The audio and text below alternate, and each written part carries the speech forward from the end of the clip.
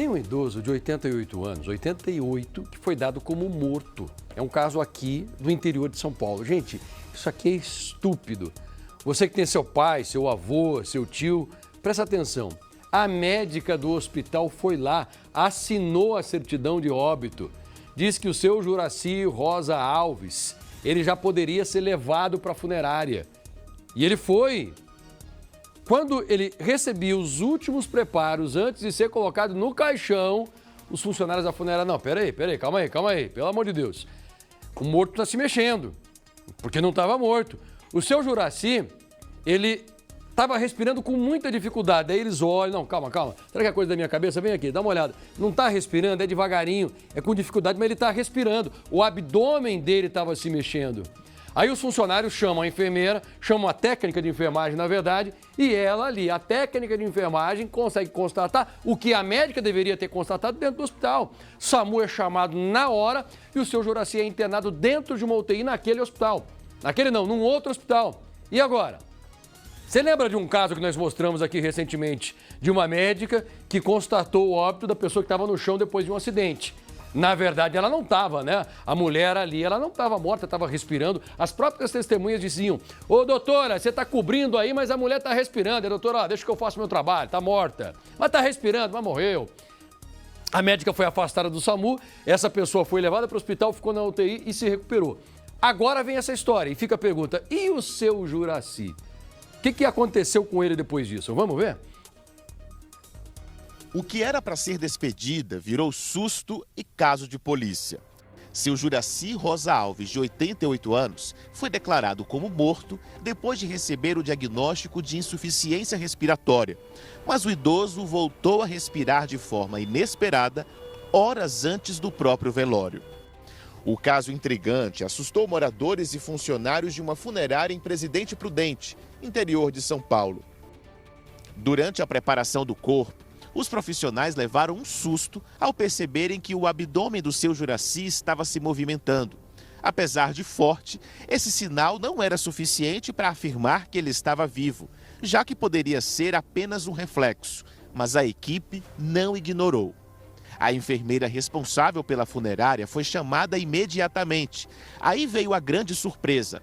Ao fazer uma análise, ela constatou que Juraci apresentava sinais vitais. Neste momento, a prioridade mudou. O que era preparação para um velório virou uma corrida pela vida. Enquanto aguardava o socorro, a enfermeira monitorava o pulso e outros sinais importantes do idoso. Quando a ambulância chegou, o seu Juraci foi sedado, entubado e encaminhado para um hospital em Presidente Prudente, no interior de São Paulo. Ele continua internado em coma na UTI. Apesar da gravidade, o quadro clínico dele é considerado estável. O caso do seu Juraci relembra muito de Fernanda Policarpo. A jovem de 29 anos foi atropelada em Bauru, no interior de São Paulo. Fernanda teve a morte atestada por uma médica do SAMU.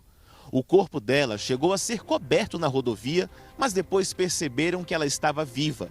Fernanda foi levada para o hospital às pressas. Quando eu cheguei no local, ela estava no meio da pista, já coberta com uma manta. Aí o médico do SAMU veio de encontro comigo e falou, não, você não pode ver, não pode mexer. Eu falei, minha filha está morta? Aí ele não respondeu. Aí ele falou assim, aí eu falei, moço, eu quero ver minha filha, deixa eu ver. Aí a outra já veio do outro SAMU, me levou pro SAMU, começou a conversar comigo, tentar me acalmar.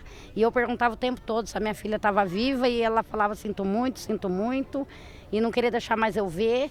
E eu entrei em desespero. Aí eles conversando entre eles lá, daqui a pouco chamou outro socorro.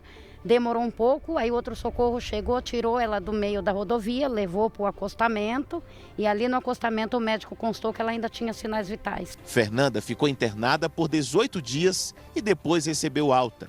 A médica que atestou a morte dela foi afastada e permanece longe das funções até hoje. Declarar a morte de alguém é um procedimento médico importante e muito rigoroso, que envolve não só a análise clínica, mas também a realização de exames como o eletrocardiograma. Mas ainda assim, existe o risco de uma falha no diagnóstico. Existem situações que podem enganar o médico. Imagine um paciente em estado muito grave, com o coração batendo muito fraco e a respiração quase imperceptível. Isso é o que chamamos de morte aparente. Algumas doenças, como hipotermia, problemas graves de metabolismo, podem deixar a pessoa com sinais vitais tão fracos que parecem ter realmente desaparecido. Nas funerárias, a atenção deve ser redobrada. Márcia trabalha no ramo há 20 anos e diz que nas grandes cidades a possibilidade desse tipo de erro é pequena, já que o corpo já chega ao local refrigerado. Aqui na cidade de São Paulo, na grande maioria das vezes, é feito já, passa-se pelo morgue do hospital, é feito todo um tamponamento em hospital mesmo. Então, quando chega para nós, realmente já está em estado cadavérico ou até gelado, né? A Polícia Civil abriu inquérito para investigar os 2 casos e os médicos envolvidos no erro de diagnóstico correm o risco de perder os registros no Conselho Federal de Medicina, além de outras punições. O caso do seu Juracy foi registrado como omissão de socorro.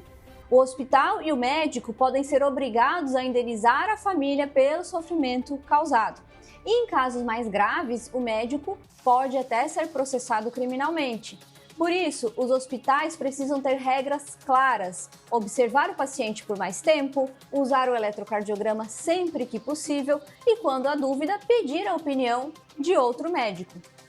Pois é, eu falo aqui sempre como desabafo que existem médicos que optaram pela profissão porque eles têm vocação, eles querem salvar vidas. E o médico que tem vocação, ele estuda porque ele quer aprender, porque ele tem interesse realmente, né? É aquele médico que quando você olha no olho, você já começa a ficar bem. Acontece isso, você já percebeu, né? O médico toca em você, parece que está chegando a cura, porque é a confiança do paciente. E ele passa essa confiança porque ele tem vocação. Agora, tem o estúpido que fez faculdade por pressão da sociedade, pressão dos pais, porque quer um status, porque quer ganhar dinheiro. E é aquele que vai de saco cheio para o trabalho, é ou não é? Que não faz o serviço dele bem feito, que não olha no olho do paciente, que não toca o paciente, que não tem o cuidado de perceber se a pessoa está respirando ou não. Que médica sem vergonha. Que médica desqualificada. Na minha opinião, as 2 médicas envolvidas aqui deveriam perder os diplomas. E esses médicos que pegam um monte de plantão para fazer num dia só? Você sabe que é verdade. Nós já denunciamos aqui no Balanço. O cara pega 3 plantões para fazer durante o dia. Ele pega no setor público e 2 no particular, que pagam mais. Por que ele pega um no setor público? Porque no particular ele trabalha. Aí quando ele chega no setor público, ele combina com os outros médicos. Eles ficam se revezando. Tem 4 médicos ali no posto, mas apenas um atendendo, porque os outros estão dormindo. Eles fazem esse revezamento. Gente, não são todos, claro. Não vai chegar no posto de saúde e falar que eu disse que o médico está dormindo. Mas se você tiver um flagrante dele dormindo, me manda que eu coloco aqui. Agora, que tem muito médico que faz isso, tem ou não tem, Jorge? Passaia, tem demais. Agora, para mim, esse erro aí é o tipo de erro inadmissível, Passaia. É o tipo do que a gente fala assim, do chamado erro zero, né? Esse é o tipo erro zero. Não dá para admitir qualquer coisa que seja tão primária como essa de não reconhecer uma pessoa que faleceu, né? Não dá. E me desculpa, olha, eu não preciso que médico que faz isso com a população goste de mim, então eu vou dizer um negócio para você que está me assistindo aqui agora. O médico que pega um plantão no setor público e ele fica dormindo para descansar, esse médico é mau caráter. Mau caráter. Enquanto ele dorme e descansa, tem criança passando dor. Ah, Passaia, mas o médico ganha pouco. Meu amigo, você tinha que ter visto isso antes. Você fez medicina para quê? Para ficar rico? Você pega 3 plantões num dia que tem 24 horas, você vai dormir quando? Aí você sabe que você não vai dormir. Pegue 2, ganhe menos, tenha um custo de vida menor. Agora não vai fazer isso com a criança no posto de saúde. Se fizer isso, é mau caráter, pronto e acabou.